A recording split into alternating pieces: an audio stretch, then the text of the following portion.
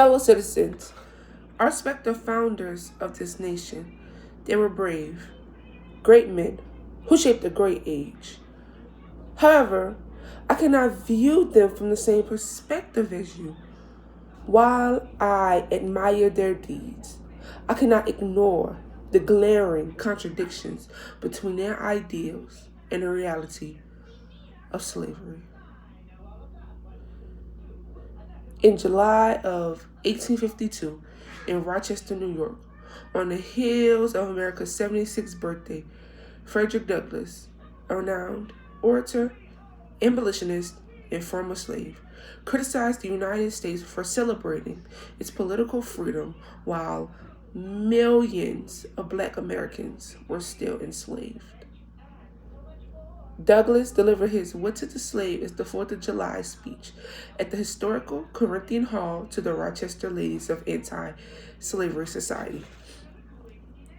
Despite being nearly 170 years old, Douglass' speech still lives in the American public consciousness. I will now present "What to the Slave is the 4th of July" by Frederick Douglass.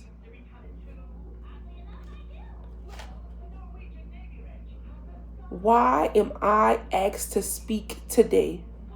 What does your 4th of July mean to me or those who I represent? The principles of freedom and justice in a Declaration of Independence do not extend to us. How can I celebrate your independence when it denies me of my humanity? Your freedom reveals the immeasurable distance between us. The blessings you rejoice in are not shared by me. This day is yours, not mine. You rejoice, I mourn. To drag a man in chains into the grand temple of liberty and ask him to join your joyous anthems is inhumane mockery. Your celebration is a reminder of my suffering.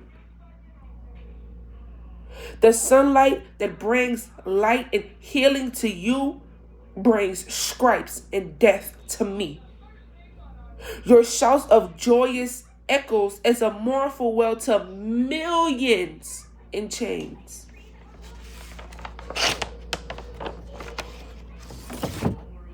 I stand here to denounce American slavery from the slave's perspective.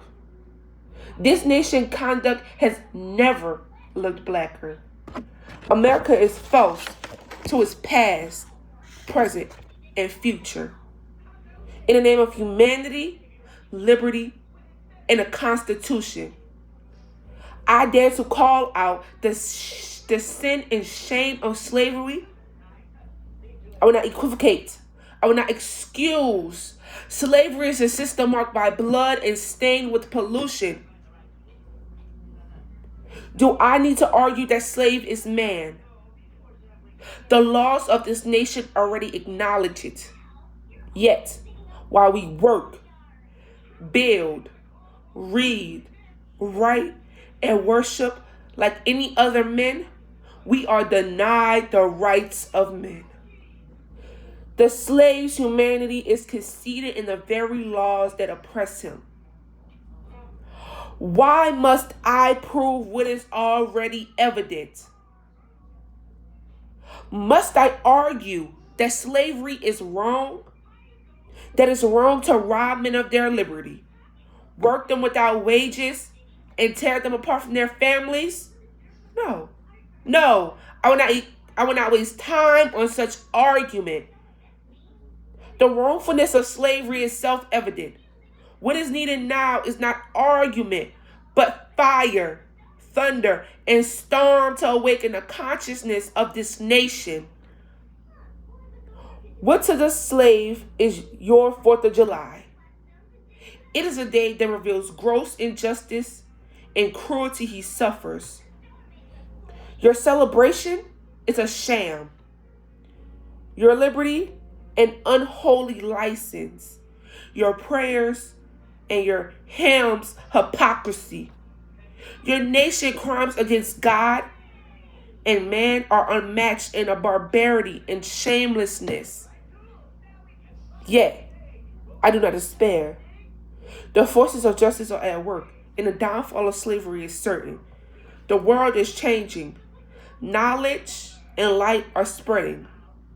No nation can hide its crimes forever. I draw hope from the Declaration of Independence and the spirit of age.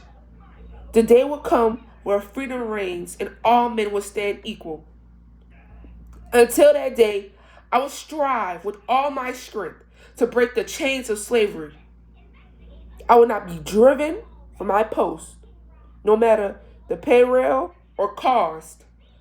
Let us work together to speed the year of Jubilee, when all men will be free and human brotherhood will prevail. Godspeed the day when the oppressed will rise and tyranny will fall. Until then, I will fight for justice, liberty, and equality. This is my hope, my mission, and my pledge.